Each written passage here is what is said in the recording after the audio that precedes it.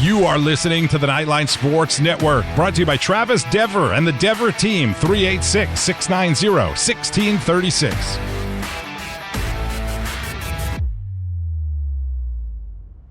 This is WDBO 107.3 FM and AM 580, Orlando's news and talk.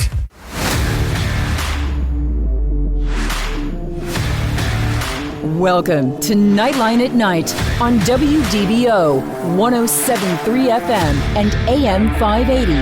Night Nation's only call-in show goes live now.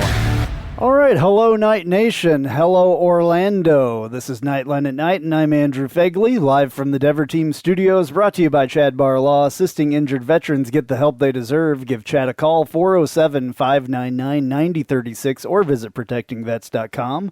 You can also call Travis Dever for all your New Smyrna Beach real estate needs, 386-690-1636. And if you need a new or used car, truck, or Jeep, you can call me, Andrew Phegley, at 386-736-3000, 386-736-3000, or you can come and visit me at DeLand Chrysler Jeep Dodge Ram. And if you tell me go Knights, I'll give you a special discount. Taking your calls, 844-580-9326, 844-580-9326, or you can use the open mic feature in the WDBO app. Once again, I am Andrew Phegley, AP_Knightline on Twitter. Got Big Ben Stout here with me at Big Social 32 on Twitter, and Roger Phipps at Night Bengal on Twitter. And you can find all the rest of our content on NightlineSports.com. All right, with all that, let's get to the meat of the dish here, the real story, I guess. How you guys doing? Doing fantastic. Awesome. Roger? I'm doing really, really well. Excited about this sports weekend. We have lots of things to watch and a softball team to cheer on. Yeah, so UCF softball advances to the Super Regionals. They did very well in their regional meeting the other day against Michigan, and then they played somebody else before that. Villanova, I think. Was it Villanova? They beat Nova. Villanova, and then they beat Michigan, so that's good. So now their next game is going to be tomorrow at 4:30. Or, well, we're recording this, so again, on Thursday night. So technically it'll be tomorrow at 4:30 in the afternoon on ESPN2. That'll be game one. Best of three games. This could be quite the task for, what is it, number one Oklahoma? Are they number one? They are number one, and they are a dominant team. It's going to be quite the matchup. It's quite the tall task, as you said. But hey, if we can go ahead and take game one, maybe, or at least bring it down to the final game. If we can take one game of the first two and really just kind of bring it down to one more moment, you never know what can happen in an elimination game. So hopefully they're able to at least take one to really bring it down to that third one. Yeah, absolutely. Go ahead, Roger. Yeah, for me, I mean, this series is going to be a question of our pitching staff. Oklahoma is number one, and they're number one for a reason. They are down their starting pitcher who's injured. However, knowing that Oklahoma is kind of softball royalty, they definitely have a depth in the pitching staff. Now, a lot of people are looking at this matchup and all they see is Oklahoma, but they don't really give credence to the achievements that our softball team has achieved. They do have 49 wins for the season. Gianna Mancha and Kama Woodall are a potent 1-2 punch. The one thing that I worry with Gianna Mancha is she has a tendency to allow people to get on base and then pitch herself out of innings. And with Oklahoma, they have a top-rated offense in NCAA softball. So if Mancha and Woodall can pitch and keep it close, I think the advantage that we have is that we play really, really well in softball. We don't small ball. We don't have to hit. We don't rely on home runs to manufacture runs. So if the pitchers can keep it relatively close, I think we'll be in a good spot. Remember, this is the team that defeated their last opponent 22-0 to make it to the Super Regionals, and they've blanked 39 opponents this year. So, if the pitching staff can do it, we tend to win close games. Yeah, we talk a lot about Jada Cody and what historically great season she had as far as UCF is concerned, breaking Stephanie Best's RBI record that we thought would be relatively unbreakable. But Oklahoma doesn't have the best home run hitter or the best power hitter in Oklahoma history. They have the best home run hitter, power hitter in softball, NCAA softball history in Jocelyn, or I believe her pronounced name Jocelyn Allo. She's historically great. She's broken a lot of national records in her time. And so the amount of offense, as you mentioned, Roger, going up against our pitchers who have been unbelievable this year and have shown up in clutch moments in big games. If they can somehow take on that task and have the defense to back up those pitchers, kind of keep it close, keep it to that kind of 1-run, 2-run game and bring it down to the wire. We have shown, with some of the things that we showed this last weekend, certainly, and throughout the season, the ability to come up with big plays when we need to, and you never know. It would be a big upset, but it would be one that would be historic in UCF sports history, that's for sure. Yeah, did you guys know if we've ever played Oklahoma in softball or recently played them? I was trying to find that, and I couldn't find it. I do know that UCF is 16-16 in all-time NCAA postseason appearances, which is interesting. 16-16, even, 500. By contrast, Oklahoma is 133-53. That's a 7.715 winning percentage in total NCAA appearances. Wow. 21-11 in the regionals, 74-20 in the Super Regionals, and 38-22 in the Women's College World Series. So we have never played Oklahoma before, just to get that out there. We have never played Oklahoma before. Couldn't find it. I figured that's why. OU has advanced to the Super Regional round in each of the past 12 seasons. So, wow. Number 1 versus number 16. So that could be a little bit interesting right there, in my opinion. Yeah, it just we need to make sure. I mean, we're looking ahead.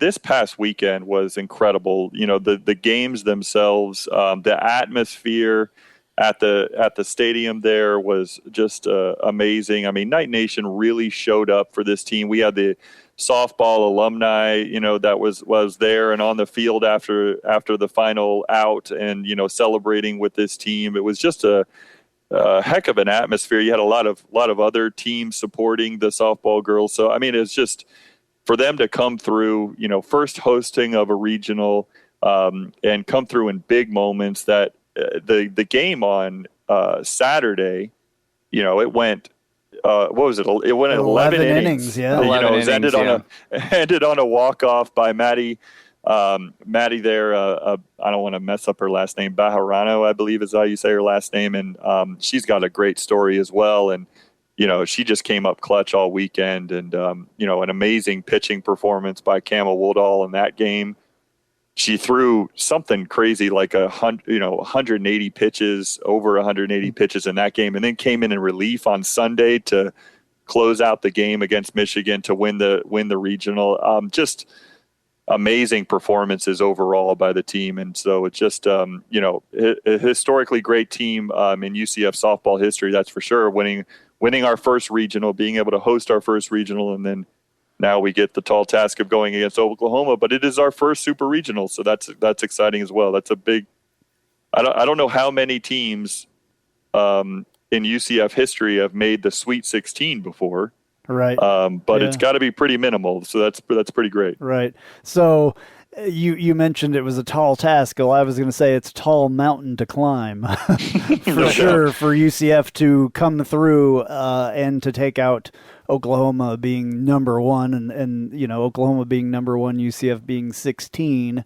Obviously, that's how tournaments, work. The number one seed gets to play, a lower seed and all that. And that's all fine and good. But I think if any team could do it this year, it just happens to be that it's our Lady Knights, because they're awesome. I mean, they have done things that people told them that they couldn't do the entire time. This is the best team in softball history of UCF, which isn't long compared to Oklahoma, but they've done things that none of the other teams have been able to do through the history of UCF softball. So. I'm not going to say that they're done and they're not going to get past Oklahoma at all. I think that they have just as good of a chance as anybody else does, personally. Yeah, and they're coming into this weekend with that attitude. They're definitely coming in to win. Absolutely. They absolutely should, because they've done things this season that no other team at UCF has done before them. That's huge. I mean, just like the 2017 football team.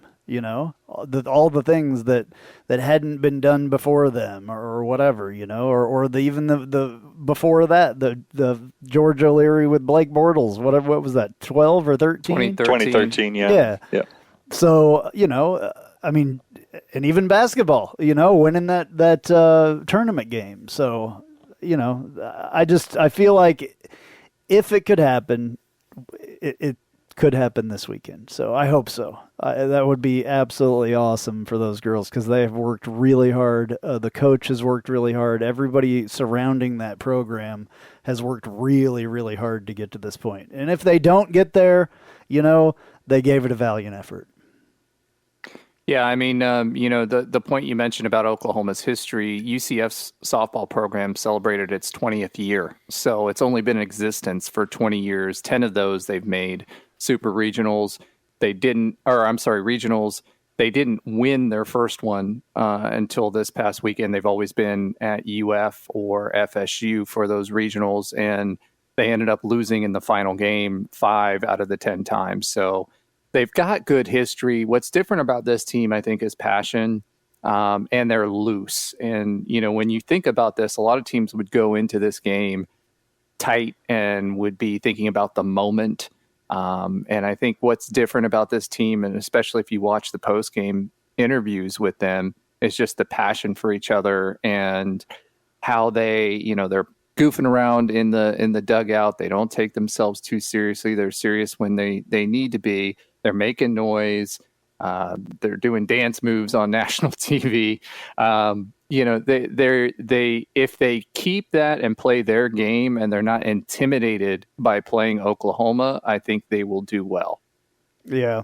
How about the crowd? I mean, we talked about that, Ben. I think you mentioned it earlier. I just saw a video of it. I didn't have a chance to go out there during these games this past weekend, but man, the crowd was crazy. I saw, a fairly long video of what was going on out there, and it was awesome.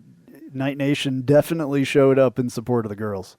They absolutely did. It reminded me a lot of, you take football out of it. Obviously, we've had some amazing football experiences where the crowd really brought it, but reminded me a lot of that NIT, when you get to host an NIT game like that, when that team made the basketball team made the NIT and the place was packed to the ceiling, just huge atmosphere like that. Night Nation really shows up when they need it in the postseason. Yeah, well, I wish that, especially in basketball, and I've said it on here a million times, I wish that some of that passion would come through when maybe the team isn't doing that great, and have a bunch of people out there and all that, So, or even when the team is doing great in the regular season, you'd like to see that home field advantage, home court advantage in the regular season when it doesn't take a long winning streak or, historic season like this softball team has had, to get the fans to show up. But they certainly showed up when they needed them. That's for sure. And I do think, for all sports, with moving to the Big 12, things are going to be a little bit different. The quality of the opponents goes up tremendously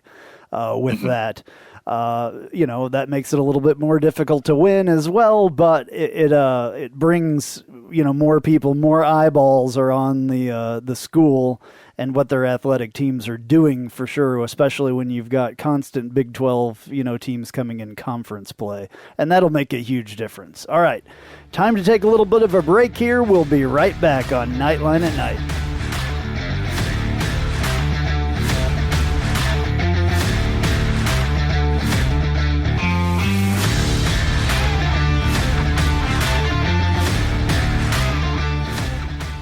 An auto accident can change your life forever. At Chad Barr Law, we are raising the bar on what to expect from your personal injury attorney. Hi, I'm Chad Barr, and I want you to know that our entire team is dedicated to providing you with the representation you deserve in your greatest time of need. If you or a loved one have been injured in an auto accident, call 407-599-9036 for a free consultation or visit chadbarlaw.com. At Chad Barr Law, our clients come to us in need and leave as family. Offices, Altamont Springs.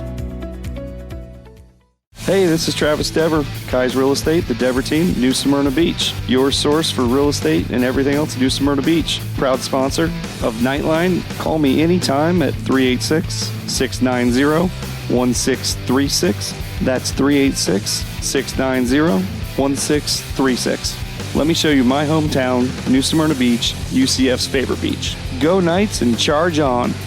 Looking for more out of your Porsche? Look no further than Flat6Motorsports.com. They have the widest selection of aftermarket Porsche parts anywhere in the world. With over 85 product lines and in-depth expertise, Flat6Motorsports.com is your one-stop shop for any Porsche performance needs. Whether you're shopping for intakes, exhausts, suspension, or tuning, they have you covered. Flat6Motorsports.com is the premier Porsche aftermarket specialist. Check them out at Flat6Motorsports.com.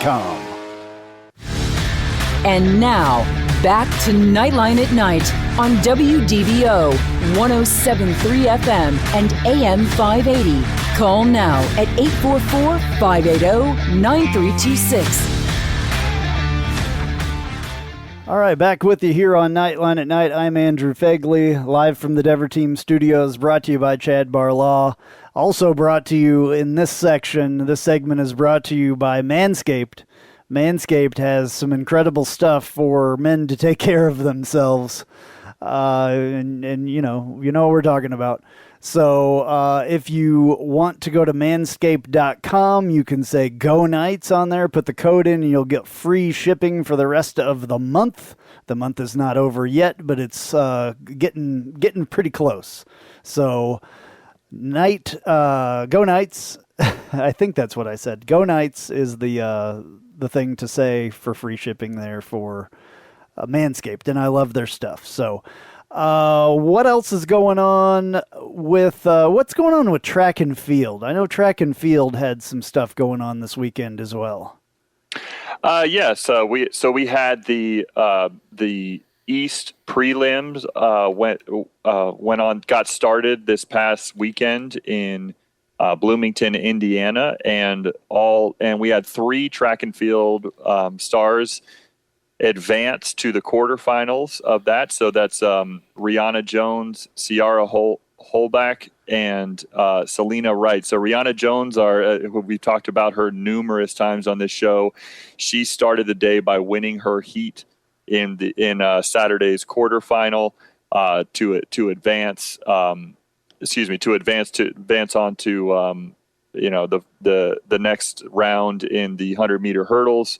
Also, you had Ciara Holback in the 100-meter dash advanced to the next round, as well as Selena Wright finishing second in her heat advanced to the quarterfinal as well. All right, awesome. Good. Thank you for the update on that. Good luck to those girls.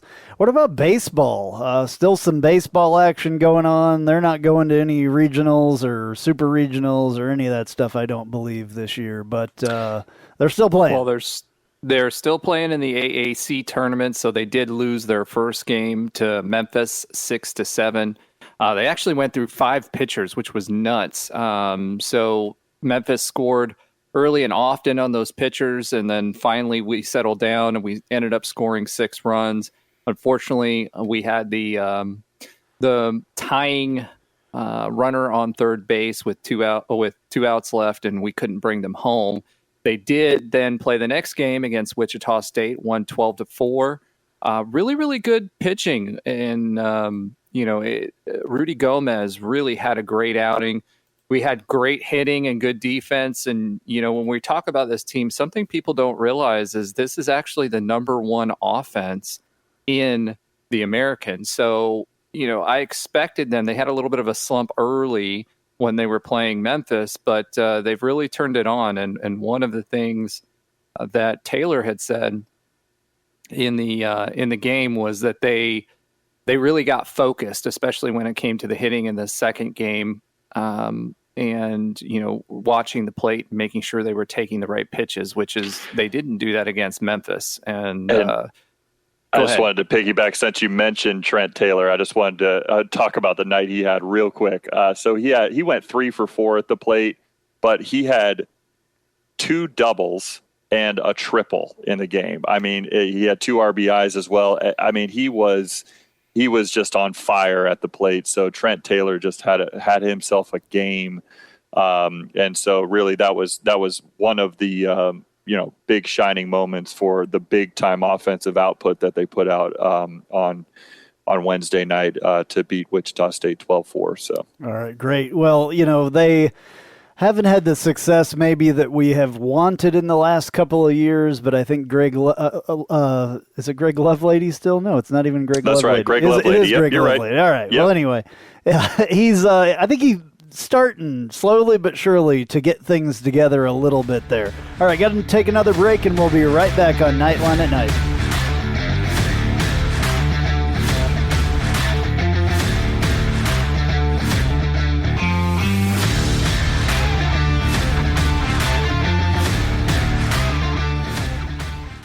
If you haven't figured it out yet, I love Tijuana Flats. I would love them even if they weren't a partner with us on the Knightline Sports Network. They have all kinds of great Tex-Mex food, and it's fresh, by the way. Made to order burritos, tacos, enchiladas, chimichangas, quesadillas, bowls, nachos, and taco salads. And if you haven't tried the queso, you are completely missing out. It is the best queso that I've ever had in my life. Absolutely hands down. And the sauce bar that they have, everything from wild to mild in there. Absolutely awesome, awesome stuff. Not only do I love the food at Tijuana Flats, but I love the company, a UCF-born company. And they give back to the community with the Justin Queso Foundation. So head to your local Tijuana Flats. Tex-Mex for everyone.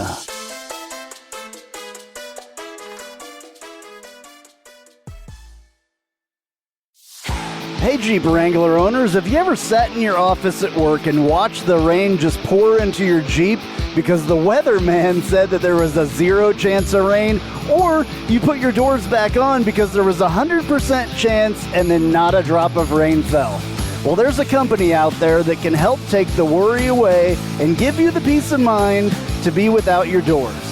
The company's called Life Without Doors. They make waterproof rain curtains and dash covers for Wranglers. Life Without Doors is there to help make the decision to leave the doors at home an easy one. Find out more at lifewithoutdoors.com.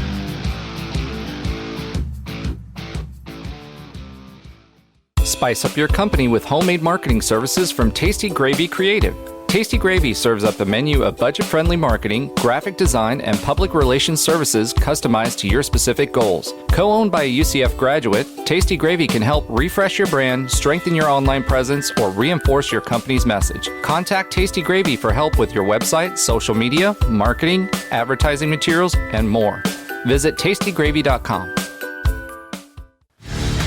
And now, back to Knightline at Night on WDBO 107.3 FM and AM 580. Call now at 844-580-9326. All right, Andrew Phegley back here with you on Knightline at Night, live from the Dever Team Studios, brought to you by Chad Barr Law, assisting injured veterans get the help they deserve. Give Chad a call, 407-599-9036, or visit protectingvets.com. You can also call Travis Dever for all your New Smyrna Beach real estate needs, 386 690-1636. And if you need a new or used car, truck, or Jeep, you can call me at 386-736-3000. Andrew Phegley, by the way. 386-736-3000. And if you come in and say go Knights, I'll give you a discount. I was going to say .com. Jeez, messing everything up. Anyway, and that is at DeLand Chrysler Jeep Dodge Ram. Got Big Ben Stout with me and Roger Phipps. I'm Andrew Phegley, AP_Knightline on Twitter. Ben is at BigSocial32 and Roger is at Bengal on Twitter. So we're going to talk about football for the first time in a little while. We haven't really had a lot to say about football, but today, being Thursday, since we are recording, I have to preface that every time. Some times were, kickoff times were announced. So for the September 1st, Thursday, September 1st, SC State, South Carolina State game, it will be 7 p.m. Eastern. You can see that on ESPN Plus as well.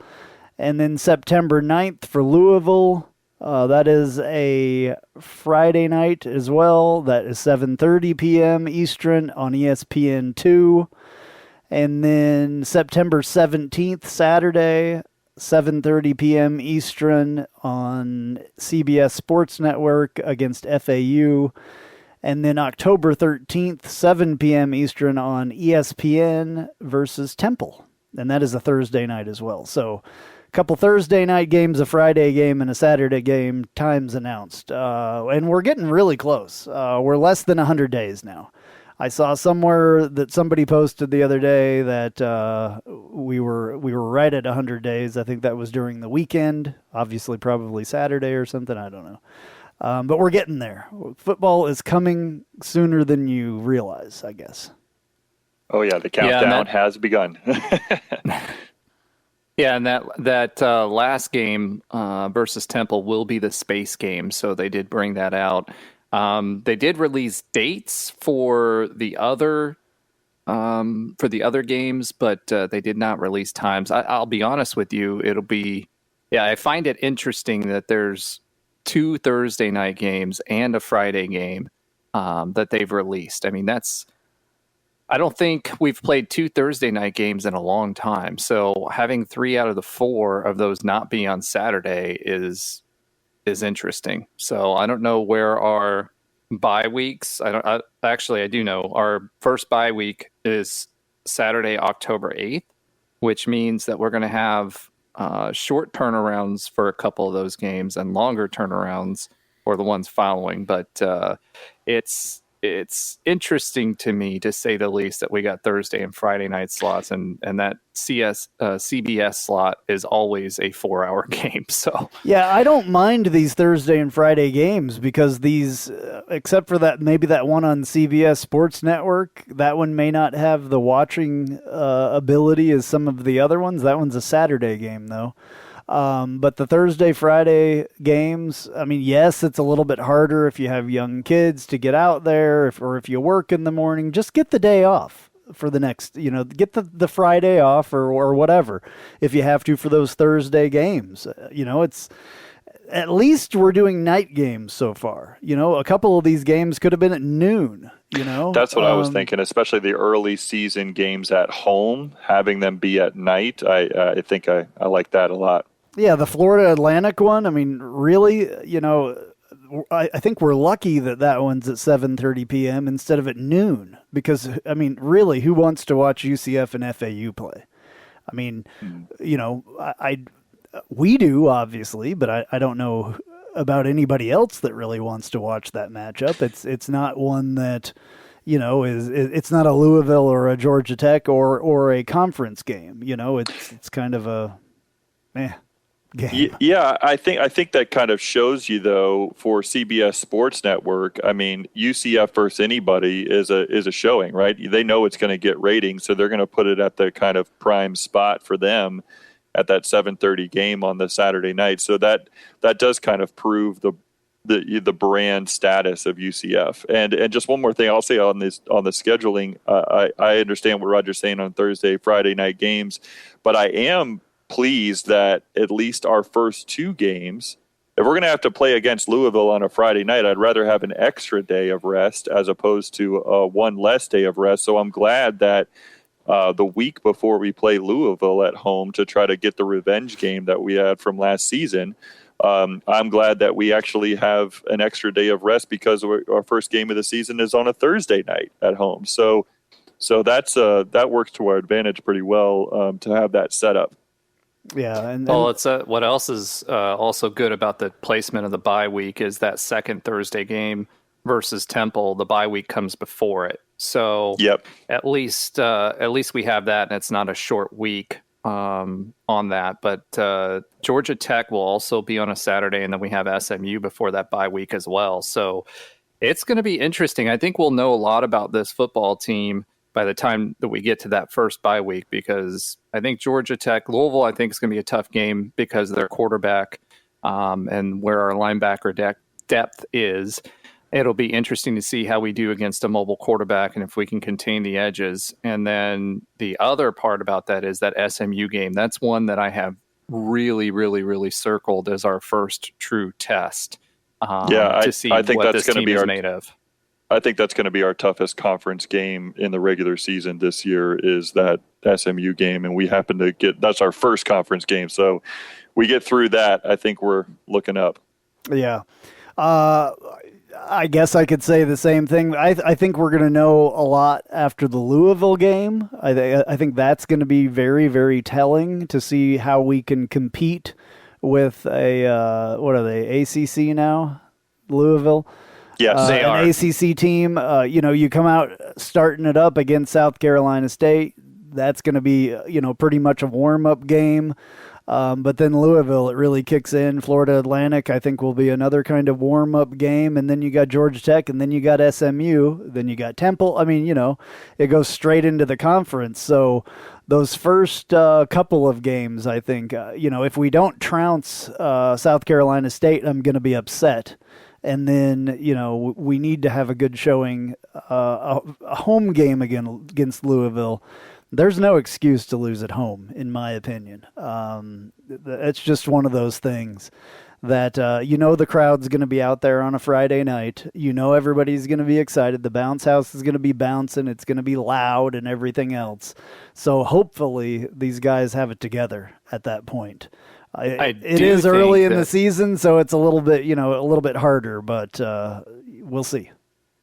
I do think that I think by the time we get to the Georgia Tech game, we're not ranked in the preseason polls. I think our first opportunity would be that Georgia Tech game. And so, SMU, I think, is ranked preseason. So if we both go into that game 4-0, I could see that one being a ranked head-to-head matchup. So it'll be really, really interesting on that part. The Louisville, I think, will be a fun atmosphere. I hope everybody gets out there and really makes it like a Cincinnati game was in 2018. And this team, this Louisville team, I think for us, I think SC State, we're going to see maybe two quarterbacks play during that game. I could see a situation where they give each quarterback a half or alternate quarters or something like that. But Louisville, I think, will be the first opportunity for us to really see who's going to be the number one guy, as we play. Well, it better be decided at that point. It should be decided at that point. It should be decided before South Carolina State, really. I hate this whole thing of, we're going to give one of them a half and the other one a half. I don't like that. You saw what happened with that before when, what's his name was here from Notre Dame that played one game. Wimbush. Brandon Wimbush. You saw what that did to the psyche of Dylan Gabriel at that point. So I hope that that's not what happens here. I hope that it's a clear-cut, quarterback. Of course, I think in every game we're going to see two quarterbacks. We're going to see, a wildcat, or we're going to see, something in every game. But I hope that they have it decided by Thursday, September 1st. who the starting quarterback is, because I personally don't want to go into a season wondering who the guy is. I want to know who the guy is. And I think Gus Malzahn wants to know who the guy is too, personally, by that point. Yeah, and you mentioned the home field advantage as well. I mean, we won every game at home last year. Over the last 5 seasons, our home field advantage has been really top notch. We very rarely lose at home, and so obviously we're going to figure some things out at South Carolina State, because I do think regardless there's going to be some garbage time things. I agree with you. I hope that there's a clear starter, maybe a package for the other guy, but not the starter, or not a dual quarterback system by any means. But certainly that Louisville game is one that I'm really excited about, mainly because of the historic matchups that we've had with them. We go back to that 2013 Teddy Bridgewater game, but then also last season just really getting revenge for all of the crazy things that happened not in our favor at Louisville last season, when we had all that promise, and then Dylan Gabriel goes down along with a lot of other players that game. So I want to get their revenge on those guys. I was there. It was a great atmosphere, great game. But I don't ever plan ever going back to Louisville and seeing a football game if I don't have to, because it was just bad. It was a bad game wise. The rest of the trip was awesome. I had a blast, but oh man, that game, our quarterback, going out on the very last play of the game for the rest of the season.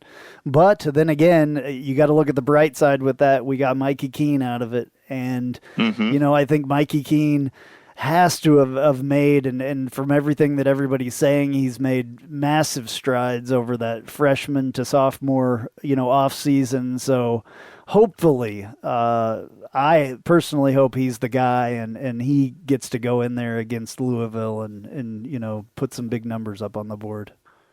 Well, Louisville will be reloading. They lost I can't even say it, Jadavian Hopkins, who was their star running back last year, and they lost a bunch of seniors off of that team. So it'll be interesting how their defensive line shakes out, because they really played well last year. But for me, the key matchup is going to be their now sophomore mobile quarterback. He's a run first quarterback, and whether we can keep the edges, it'll be a big test for whoever ends up in our linebacker slots. So if we can keep the edges, I think we'll be in good shape, because our interior defensive line will get pressure on the quarterback. So speaking of linebackers, was there not a linebacker in the transfer portal that committed to UCF today? Yes, Quickly? we did have a commitment from Walter Yates III. He played linebacker for Savannah State and was committed to Middle Tennessee State, but decided to commit to us. He's 6'2", 206, and I'll have at least 2 years of eligibility to play. All right. Well, that's not a hard choice between Middle Tennessee State and UCF. If you have, I would hope so. If you have the opportunity to go to UCF and have a couple of years left, I think that you probably take that in most situations, especially this year where we're kind of tight on the running backs. I mean the linebackers. They can play running back too. You never know. But maybe we'll have to use Bowser as a linebacker or something. Hopefully not. But I think he could do it with his size. It would be interesting to see at least. Let's limit the amount of wear and tear that. Let's not have him play both sides of the ball. No. We need to run the rock. It would be interesting though, wouldn't it? Yeah, he had 5 sacks and 500 yards on the ground or whatever. Yeah. Something crazy. Dude, like the way that I've seen him bowl got to take a break over. here. Got to take a break. We'll be right back on Knightline at Night.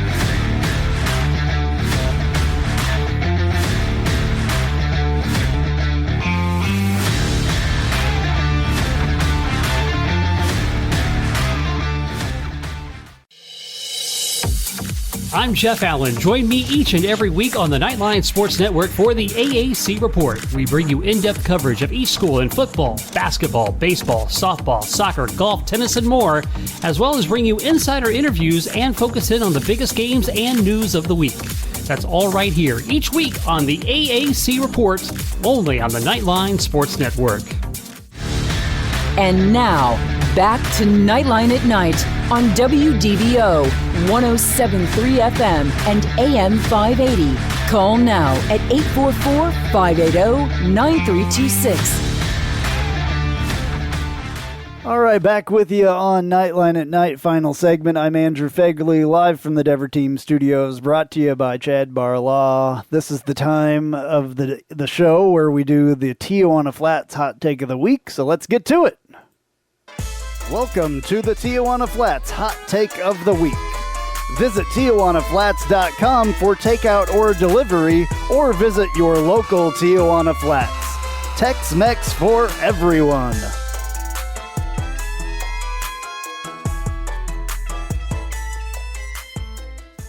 All right, everybody knows by now how much I absolutely adore Tijuana Flats, and I really appreciate them supporting us from the last couple of years, and I just love Tijuana Flats. Get there on, it's a good weekend coming up where you're going to have people over. Get some queso and chips from them or whatever you want for your holiday catering type stuff. It's a good time to do that. All right, Tijuana Flats Hot Take of the Week, Roger. All right, so for this week, keeping with the football theme and everything we've been talking about, my Tijuana Flats Hot Take of the Week is that UCF football will be 5-0 heading into the bye week for this season and will be ranked number 23. All righty, Ben. Well, this is a little bit of a random one, but I'm going to say by the time this show airs, or at the very least within the next week, we are going to have a naming rights deal on the Bounce House. That's my prediction. That's my wild guess. But I'm hoping that we can get some good news on that front. I believe Timo's really working. Yeah, we've been waiting for that for a couple of years now. Also, a little bit of news before I do my Tijuana Flats Hot Take of the Week. The Board of Trustees have approved all the upgrades to the football stadium and the athletics village. So that's kind of cool.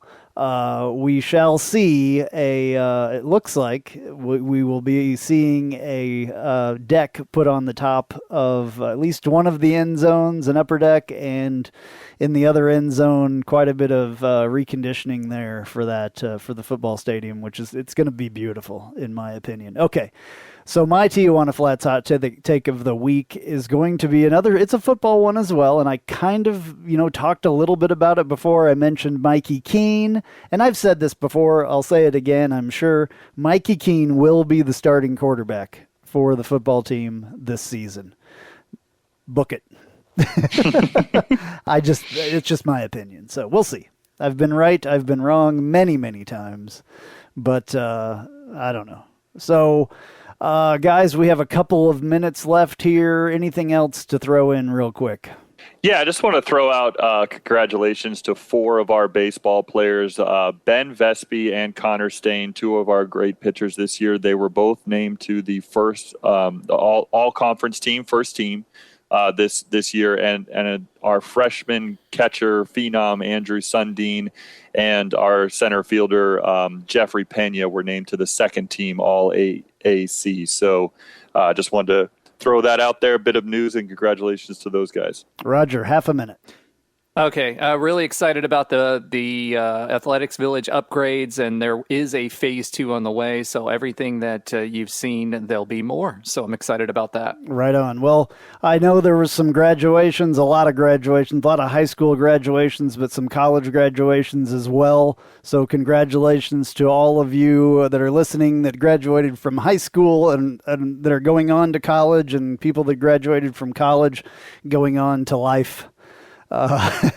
It's a big step for both of those things. So congratulations to you, and all that stuff. Lots and lots of graduations this weekend and last weekend throughout the week, actually. So, all right, that's going to do it for us. Same time, same station next week. Go Knights! Charge on.